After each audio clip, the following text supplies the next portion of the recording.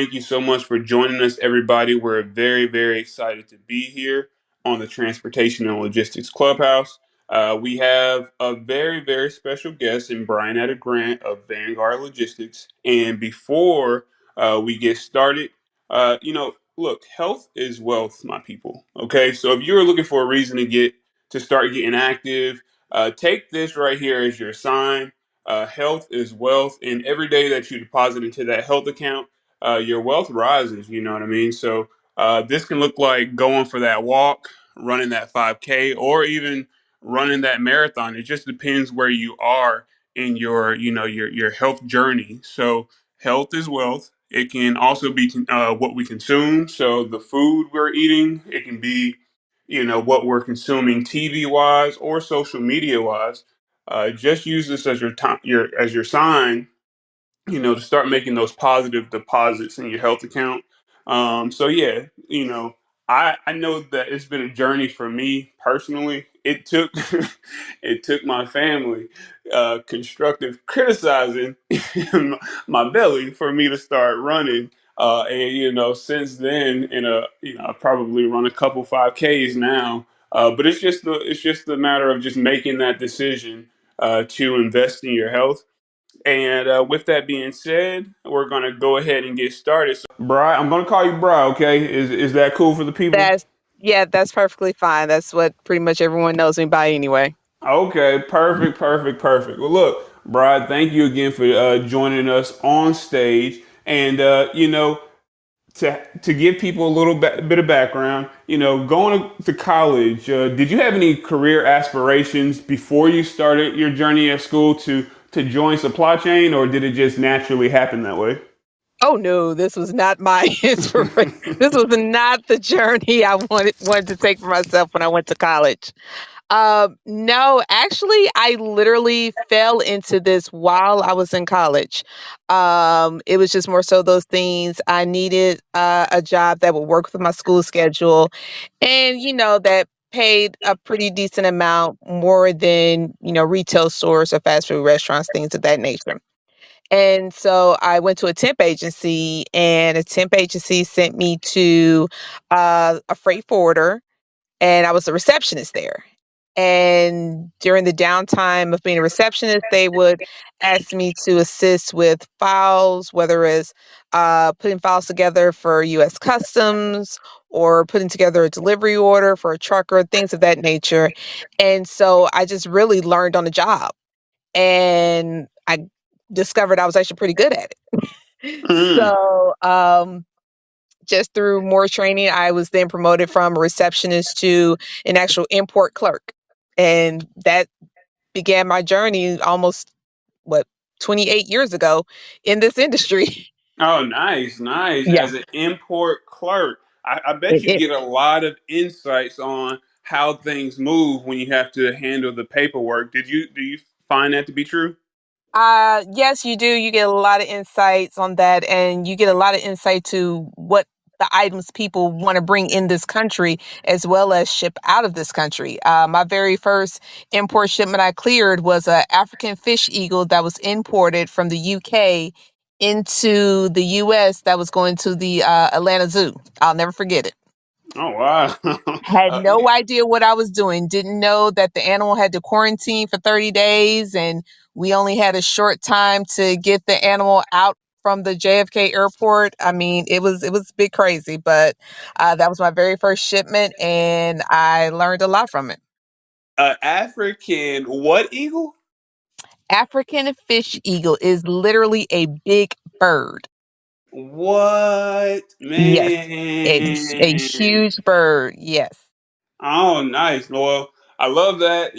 I've gotten just a brief introduction to some of the processes that go with customs and, being able to allow items and I guess even livestock to clear customs. But I appreciate you for that refresher. Do you think that that right there is, a business worth, or I guess an industry, a portion of the industry that is worth pursuing if you plan on becoming an entrepreneur in the supply chain space?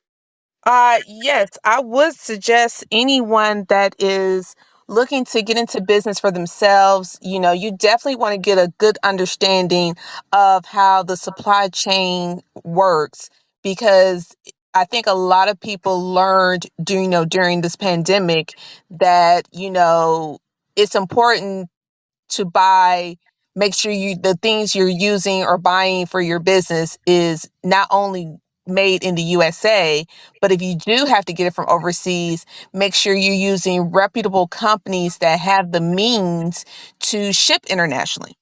Mm-hmm. Um, I will say during this pandemic, I've ran across quite a few small business owners that literally had to take out loans to cover shipping costs because they were uneducated about the ins and outs and what was needed. So I suggest not even get in the industry, but just take a continuing education class to learn about the ins and outs of supply chain management.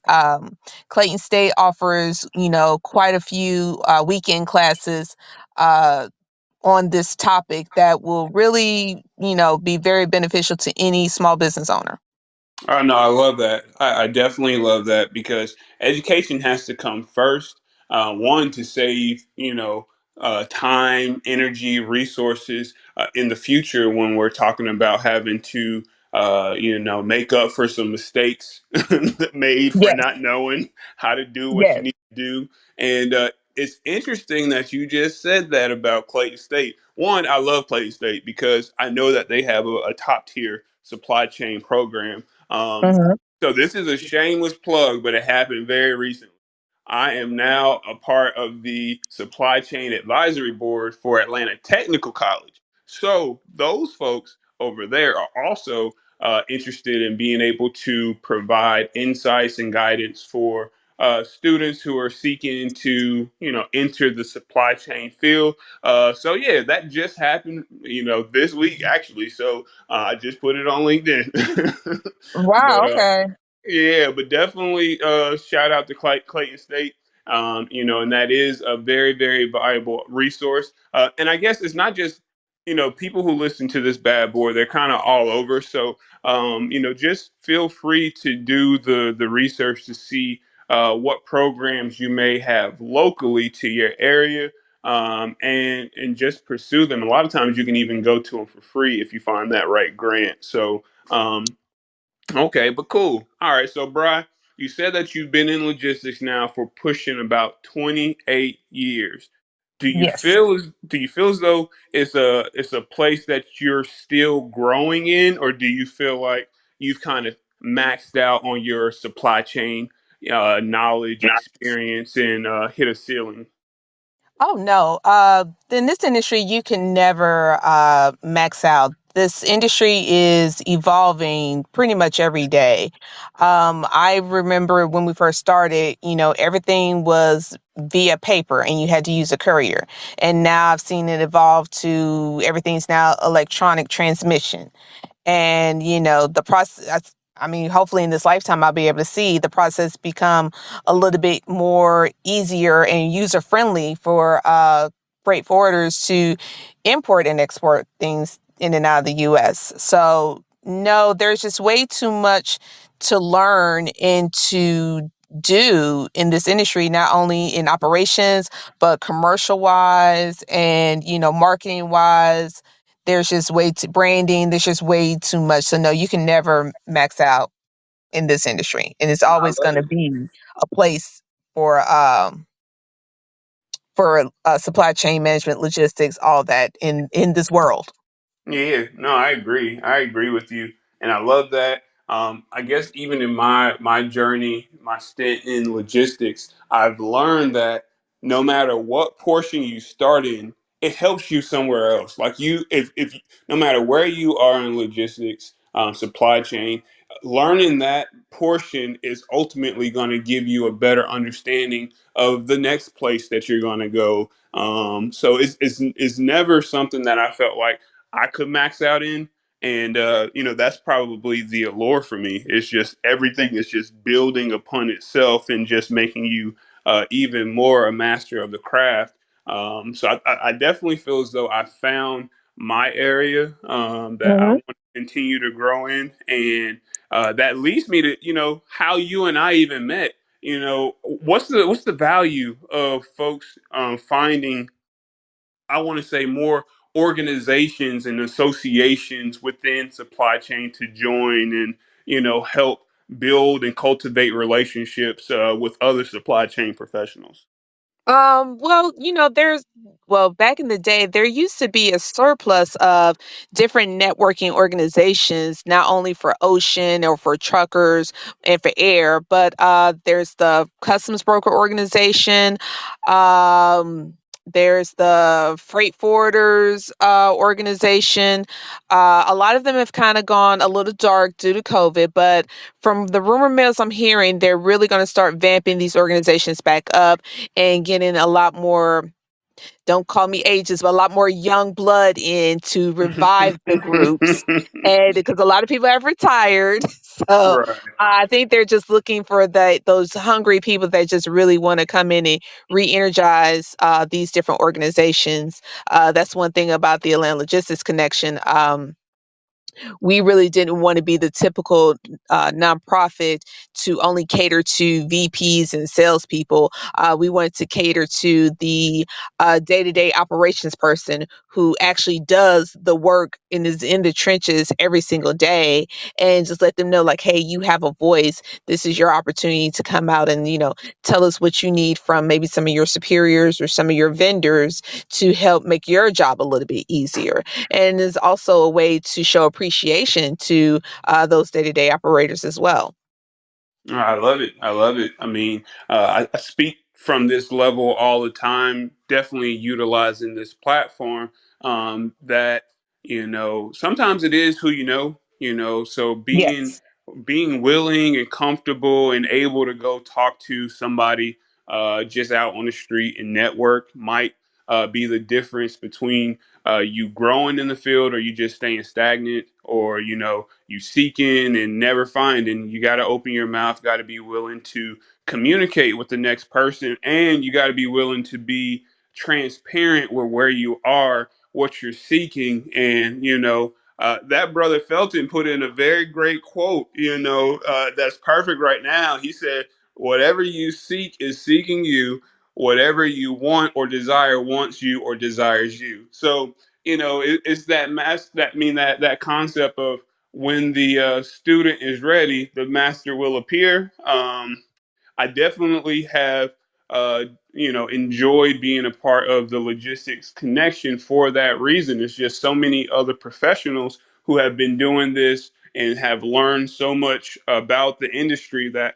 I really can just tap into some of those insights. And I think that's one of those blessings, those underrated blessings, to have access to people who know more than you, and they might be willing to share. So again, just tap in, y'all, if y'all have that opportunity. And Bry, so for you, let's get down to it. All right, you work for Vanguard Logistics, and for the folks who have never heard of Vanguard Logistics, and this next acronym I'm going to throw out, please elaborate. What is an NVOCC? Wow, you know what? When I first got into this industry, I was like, what the heck is that too? Right. Surprisingly enough, we are not the Vanguard brokerage firm. A lot of people get us mixed up with the brokerage firm. We have nothing to do with your 401k, people. So let me just put that disclaimer out there now. But no, Vanguard Logistics is actually a neutral NVOCC, which is a non-vessel operating common carrier, and we are considered neutral. Basically, what that means is we cater to the licensed freight forwarders and other NVOs, as well as some shippers who don't deal with freight forwarders. And we basically offer our ocean contracts or either space in our consolidated containers for these companies to be able to move product in and out of the US.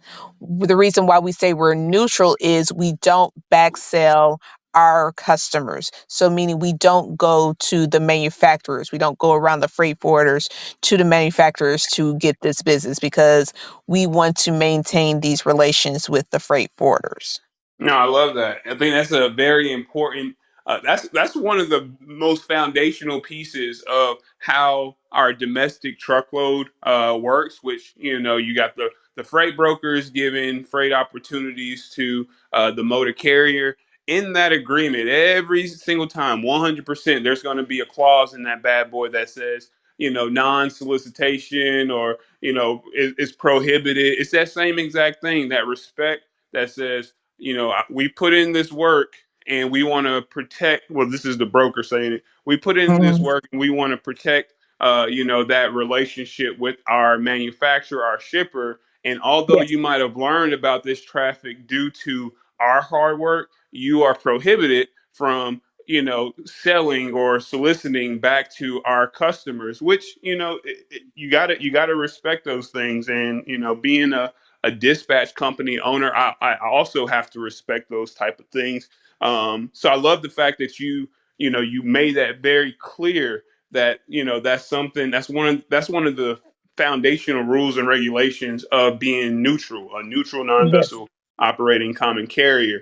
And you said something, one of those buzzwords that I think will be able to feed into the rest of our conversation, which is consolidated containers. Okay, what is an Yes. LCL versus an FCL? Because with domestic truckload, we hear terms like LTL and FTL. So what's the difference? What's LCL and FCL? So surprisingly enough, it's the same concept except it's one letter difference. So Hmm. LCL is less than container load. Those are your consolidated containers where you have multiple shippers, multiple consignees, multiple cargo in one consolidated in one container going from one particular origin to the same final destination. And FCL is full container load. So that's where it's one shipper, one consignee going from one origin point to the next final destination. So, with our LCL, this is where we consolidate all the freight at one of our five warehouses here in the US. And we basically consolidate all there and load it in the container. And we're either drain it to the port or we're railing it to the port for it to load on the vessel to its final foreign uh, destination.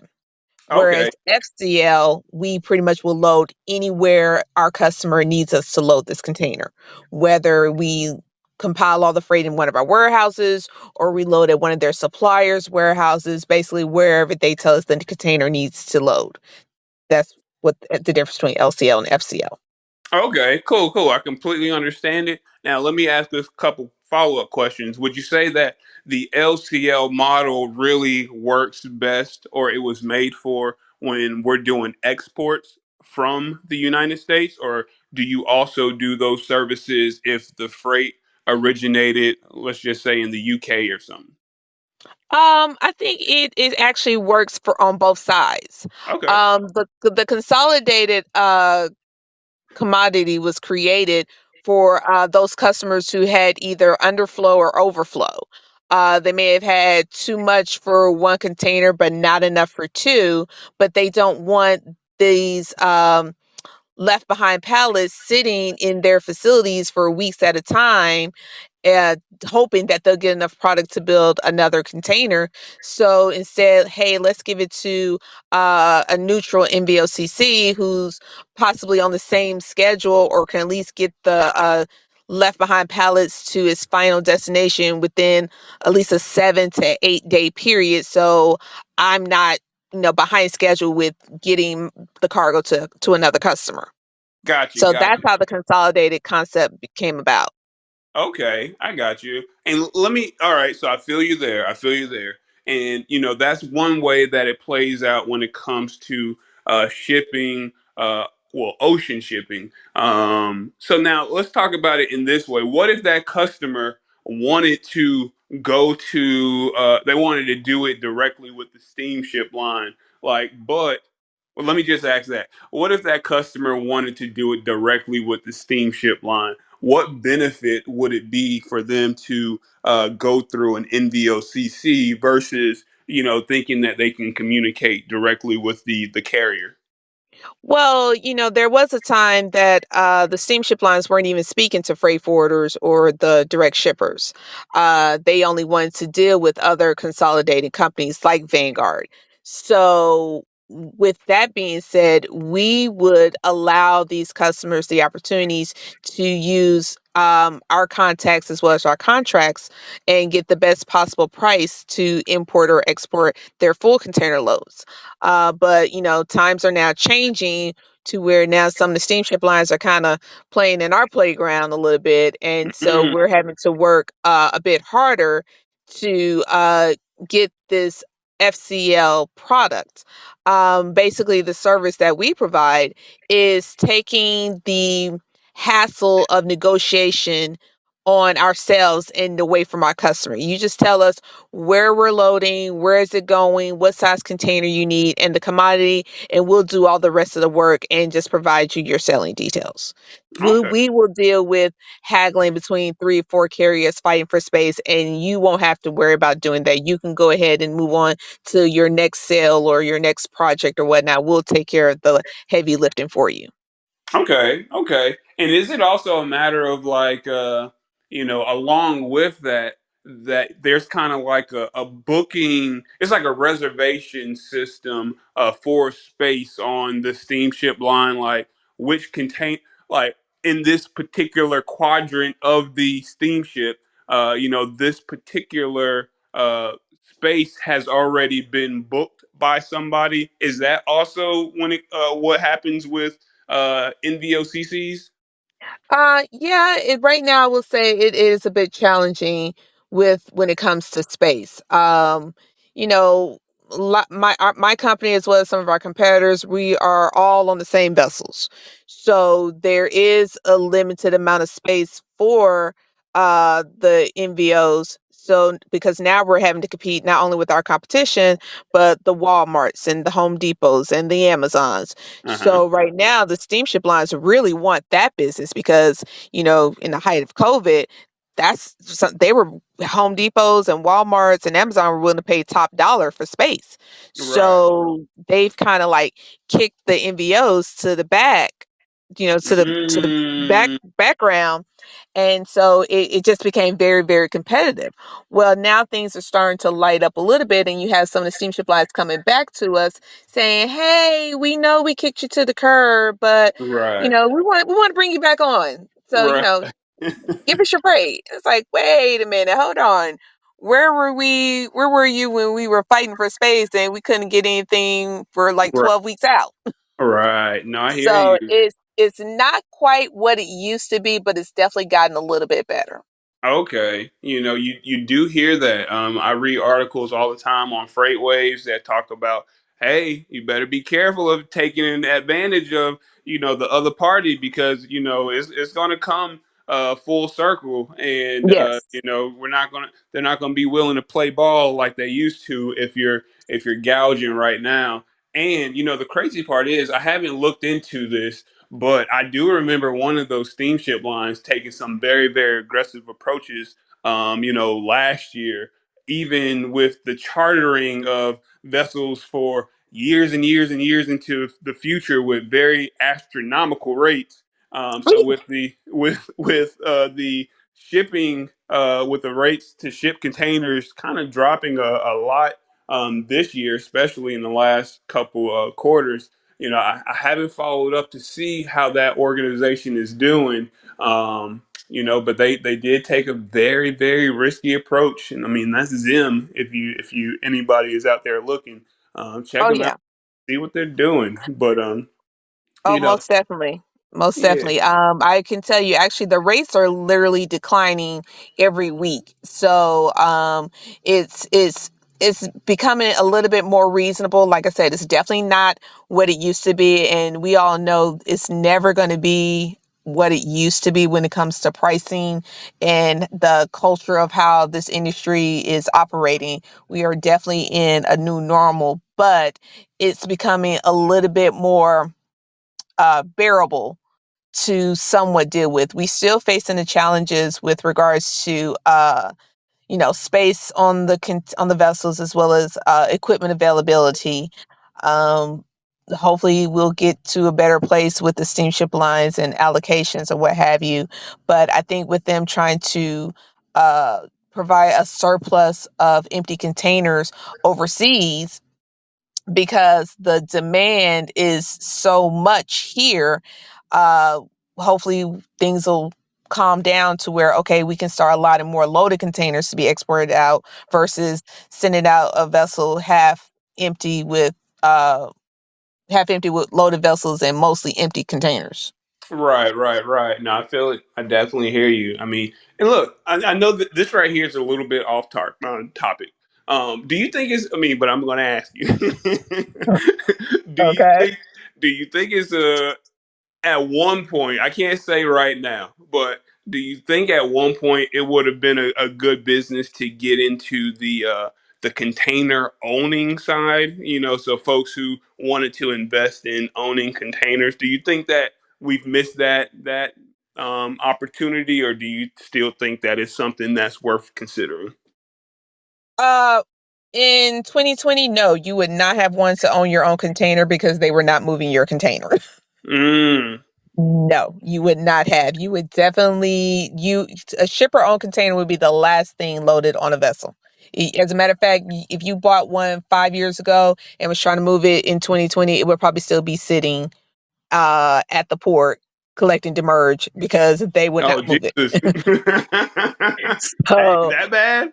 yeah, that they rather, because they can't make money off a shipper owned container because they don't own it. So they can't put it into a inventory to be reused because it's not their container. So possibly maybe in a couple more years when things level out, it might be a good idea, but right now I would still say no. Okay. No, I feel it. All right. You know, like I said, that one right there was off topic, but you know, for the folks who might have been interested, i.e., me, you know what I mean. So I appreciate you for giving me that industry insight. Um, Mhm. okay, okay, okay. So from here, all right. I know that you guys offer a lot more services.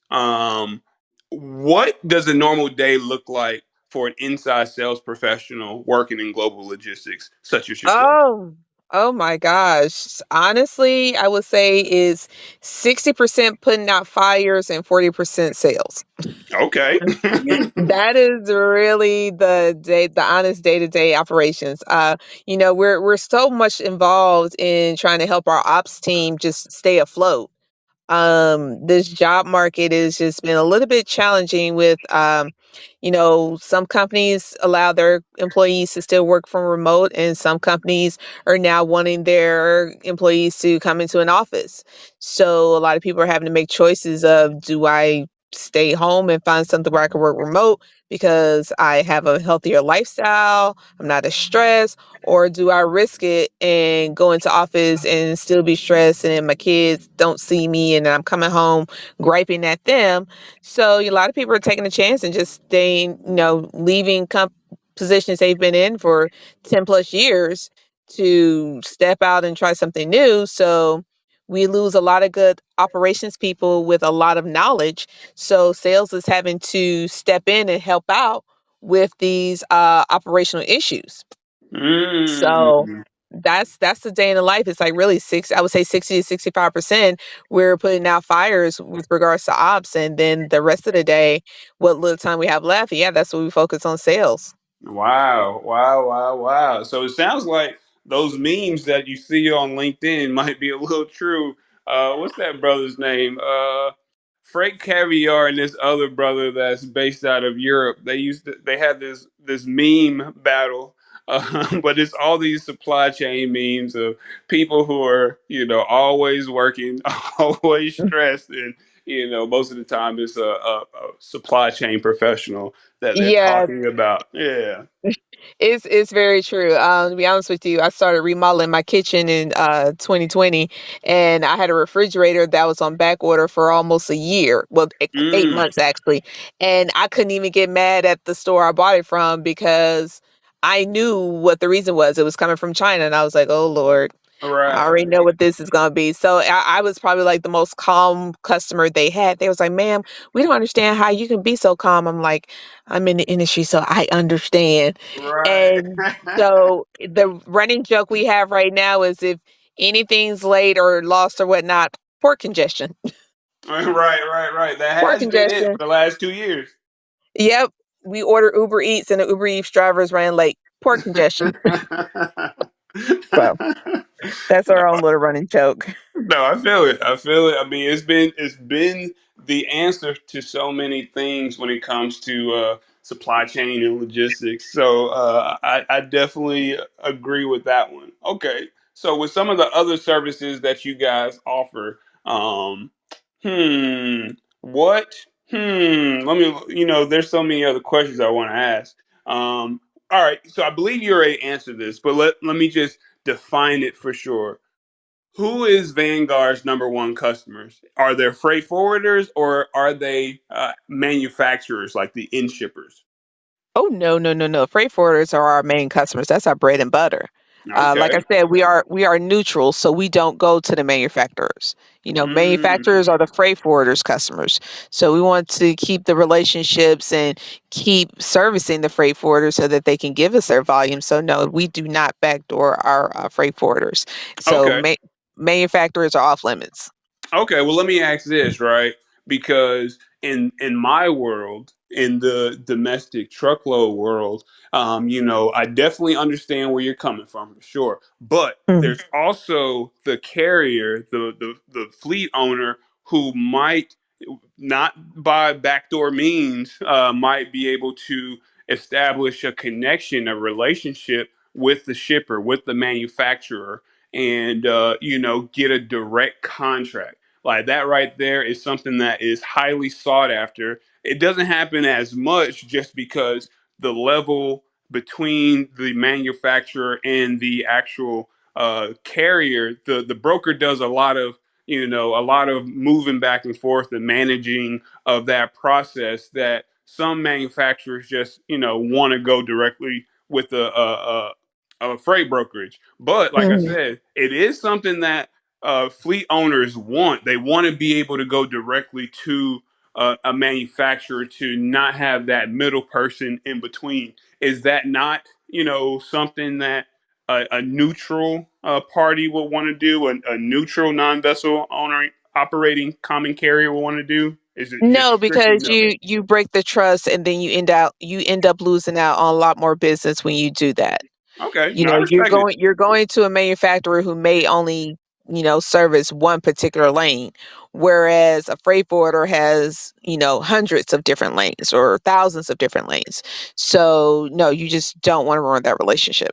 Okay, no, I feel it, and I appreciate you for making that crystal clear. I was trying to see if there was any leeway where there would be any chance, just because of No, I yeah. wouldn't know. I wouldn't really would make a mix. Like I said, they that you run the risk. This industry is all about relationships, Oh, especially in sales. It's all about relationships. And as you stated earlier, it's all about who you know. So you don't want to be known as that company with, oh, don't deal with them because they go behind your back and go to your direct customer and try to steal that business from you by undercutting your costs. So, word of mouth, how they said, bad news travels a whole lot faster than good news. no, I hear you. I hear you. So, hey, people, look, people who are listening to this now or will listen to this, take her insights, as what they are. Okay. That's just extremely important. I was trying to see how, maybe there can be some parallels to domestic truckload, but, there are some very, very hard stops when it comes to global logistics. Okay. Mhm. Okay, but let me ask this then. Does Vanguard have brokerage services? Because if you guys offer, warehouse services and you are handling inbound and outbound freight opportunities, would a drayman, somebody that's able to provide drayage services, be able to get freight directly from you guys, or those opportunities to move containers directly through your organization? Oh, yes, most definitely. We have a whole truck broker division based out of our Chicago office that work with fleet owners or other third party uh, 3PL brokers to handle our full truckloads for both dry van as well as containers. Um, so there's buku loads of opportunities. Uh, One Okay. thing about Vanguard, we move a lot of our freight via the East Coast over the road versus over the rail. It helps save, it cuts time, and it does cost a little bit more. But you know, when a customer needs their freight expedited, you know what's price. So Right. yeah, we do work with a surplus and have a great network of dependable companies that we work with, and we're always looking to add to that as well. Okay. So look, y'all, holla at them. Brian, I'm gonna hit you up, okay? Right. Offline, I'm gonna Most hit you. definitely.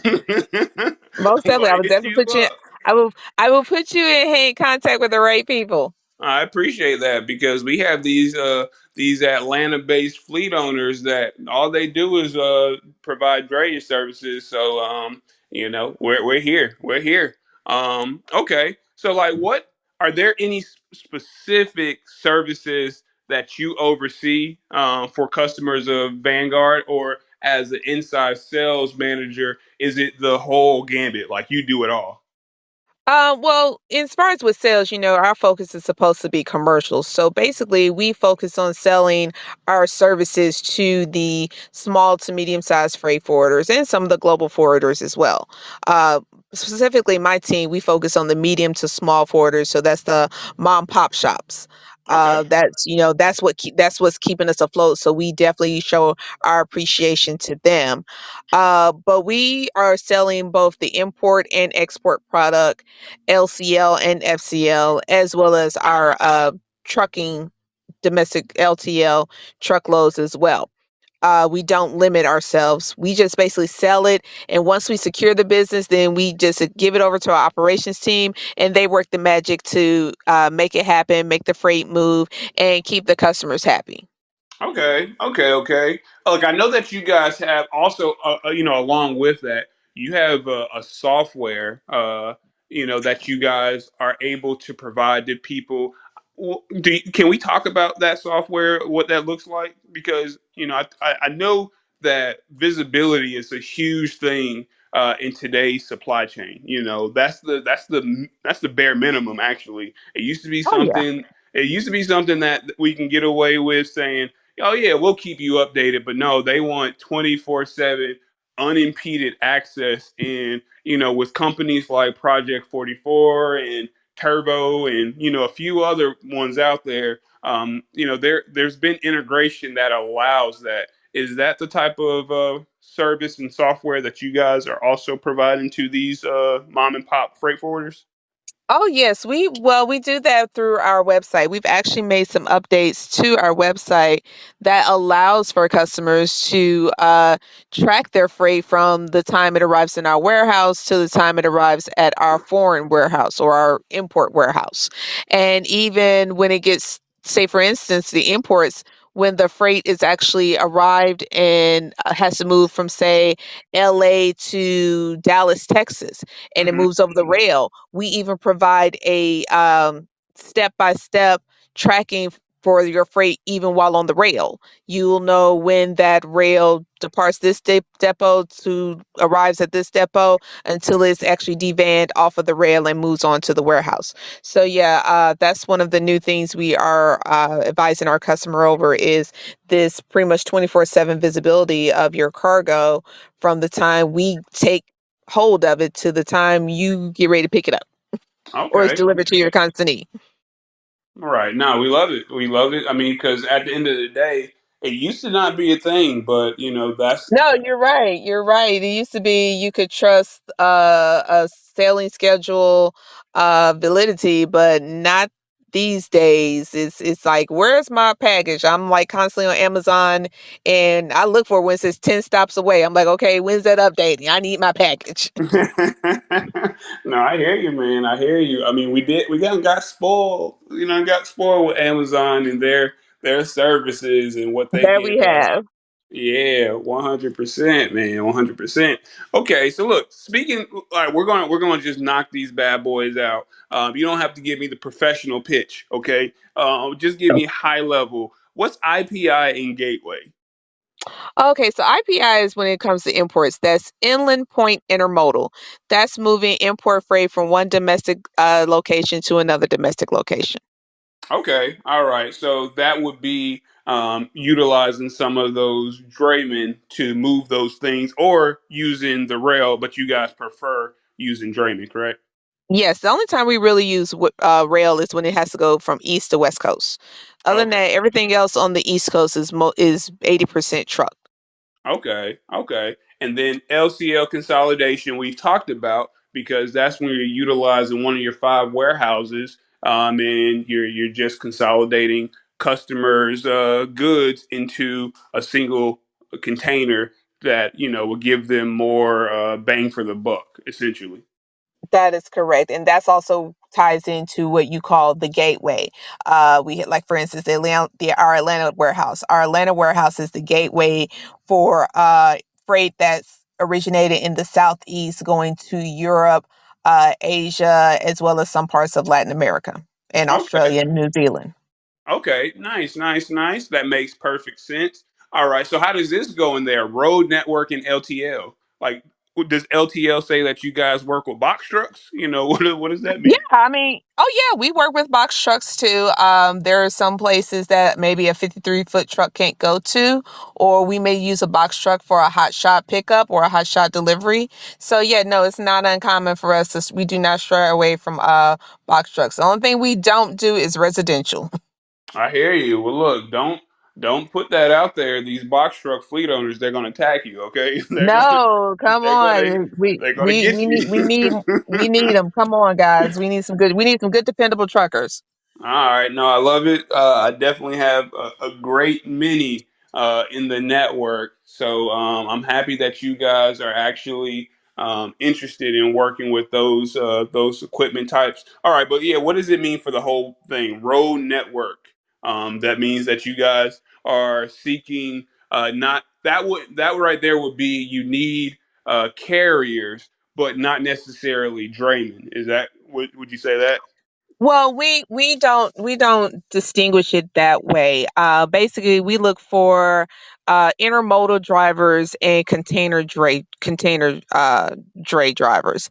Okay. Basically, for a container dray driver, you must have a tweet card because you have to be able to get in and out of the port. Mm-hmm. And then you also must have your rail card to get in and out of the rails. Those are really our major requirements.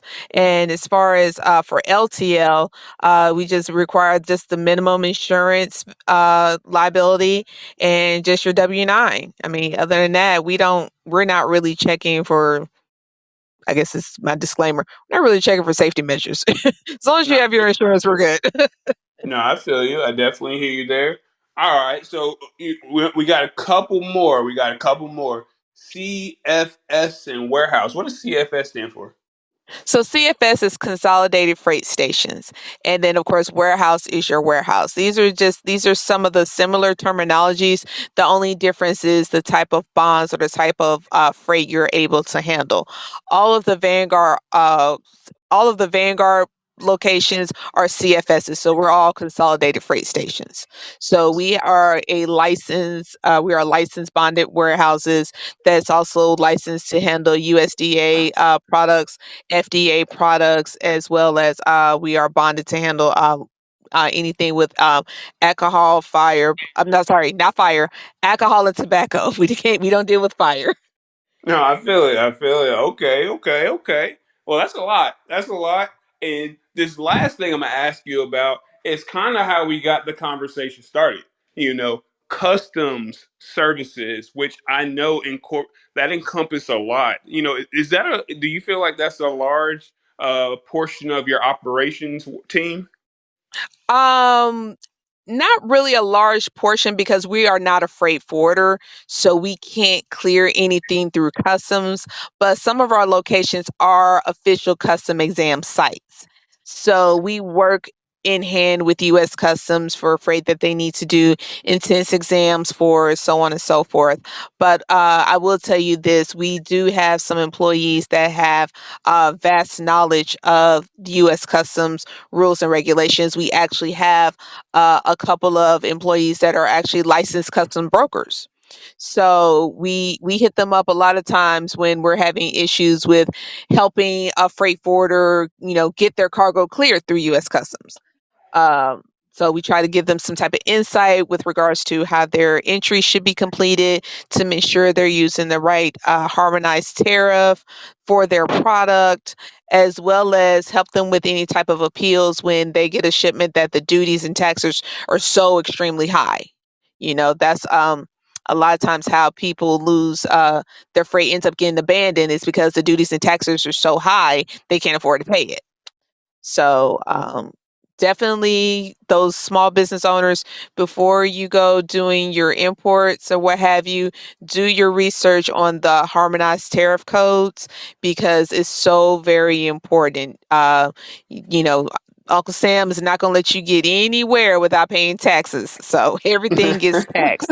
So do your research, take those online courses, take those continuing education class, learn about tariffs when it comes to the commodities that you're wanting to use to get your business started.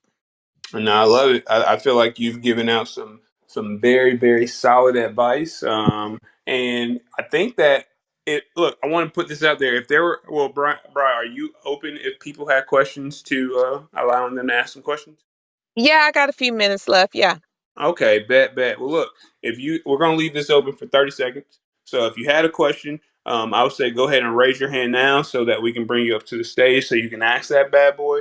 And in the spirit of, I guess, more networking, you're part of organizations, associations. Do you feel like technically, you might have been learning, well, let me phrase this a little bit better. Are there any times that you've learned uh insights or how to's or best practices in the industry from somebody working at maybe a competitor to Vanguard Logistics? Is that something that you feel like you're able to learn from people who might not even be within your organization? Oh, yes, most definitely. To be honest with you, when I first started this organization, I was in operations and I thought I would be in operations forever and a day until my former boss, who is now at a competitor right now, he actually showed me the commercial side of things and kind of piqued my interest in being a part of sales. And, I kind of got this urge maybe about 4 years ago. And, even though he's at our competition, I could still call him and ask him like, "Hey, what's your insight on this particular route? How should I go about, speaking to this customer about growing their volume? This is some of the challenges they're facing." And, he's perfectly willing to offer me his advice and how he would proceed with a particular customer. We don't have to get into the ins and outs of who that customer is, but he helps me. He still mentors me. So I tend to learn a lot from people, who are not only at our competitors, but some of our vendors. I mean, I've actually learned a lot from different truckers and carriers with regards how does freight move over the road. I don't declare to know all DOT regulations, but they keep me updated on the new DOT regulations so that I can best educate my customers, with regards to how they load their freight or how they move their freight, so on and so forth. No, I love it. I love it. That's basically what I wanted to highlight is, our culture at one point was so siloed. Everything was competition, competition, Oh competition. yeah. Whereas, there is a lot that can be learned from people who might be on the other side of the aisle. And, Oh yeah.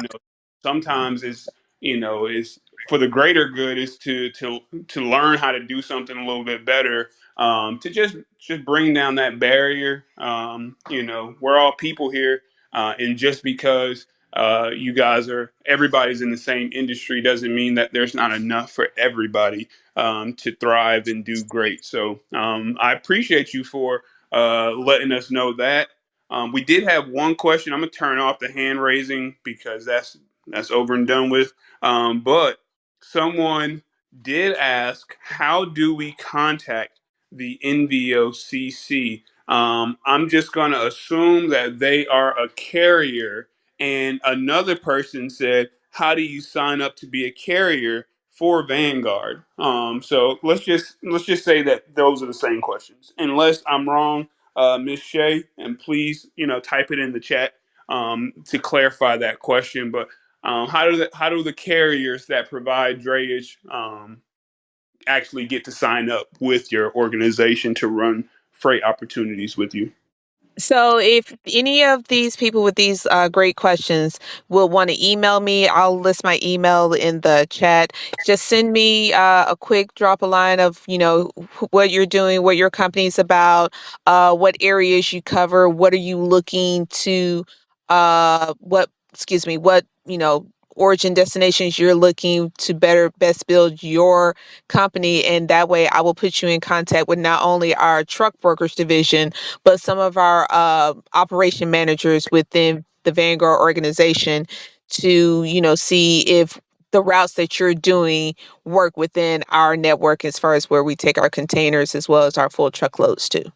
Okay, well, perfect. Look, I think that's very kind of you. And look, for my brother that's right there, that's Mark. He does a lot of drayage opportunities as a broker. Do you guys also work with other brokers to get things moved? I didn't mean to put him on the spot like that, but Oh yes, no, yeah, we definitely work with a lot of 3PL brokers as well.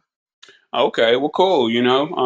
Like I said, that brother's been doing this for quite some time and has built up uh, a solid carrier base. So, I just wanted to put that out there. Well, look, did you have any questions for me? I didn't ask you so many questions, but You what's know up? what, Jory? No, I don't have any questions for you, but I must admit, I was a little skeptical. I was like, I kept telling Jory, I'm not interested. Why do you keep bugging me about interviewing Right. me? No, no, And we he gotta have it. says, "What are you talking about? You are interesting." He says, "Your company, talk about your company, what you guys do, because not everybody, gets the opportunity to have this inside information." I was like, "Okay." Well, yeah, no, You I wore think me that, down, but I'm really yeah. glad I did this. Thank you so much. I really had a good time. Oh, good, good. I truly appreciate it. I've learned a lot. And again, it's all about exposure. You don't know what you don't know. If you didn't go to that temp agency just to, get an opportunity to make a little money in college, who knows if you would have been here. But the fact that you are, is because you got exposed to something. So, prayerfully, this exposure allows other people to enter supply chain. Maybe they don't want to be a fleet owner. Maybe they don't, have to be, a broker per se. But there are other aspects to enter the supply chain. So, There uh, are other avenues. Maybe you want to go and study to get your customs broker's license. I mean, that's we definitely need more licensed customs brokers in the world. So there's like I said, there's other avenues to take besides Dre where you can and trust me, custom brokers make a lot of good money. So don't sleep on that. okay, well, boom. I'm just going to close it out with that. Um, if you needed anything from me, folks, please feel free to reach out to me directly. Bryanetta.grant@vanguardlogistics.com. That is her email for you to reach out to her directly. Next week, tune in on Mondays. We're going to be partnering with FreightWave Sonar Team to let you know where you should position your trucks to take advantage of the market rates or the places that you should avoid. And who are we interviewing next week? Let me see. Let me see. We are interviewing. Do do do. Oh, this is a sales professional, a sales coach. So if you guys are brokers and you're looking to pick up some tips and tricks and other ways to become a top sales professional as a broker, this would be it. This brother right here was one of the top brokers for TQL for I want to say about 10 years straight, something like that. So, anyways, tune in next week if that's your interest. And again, Bryanetta, I appreciate you. You have a blessed evening, man. All right, you too. Thank you so much. Have a great evening, guys. All right, thank you. Thank you.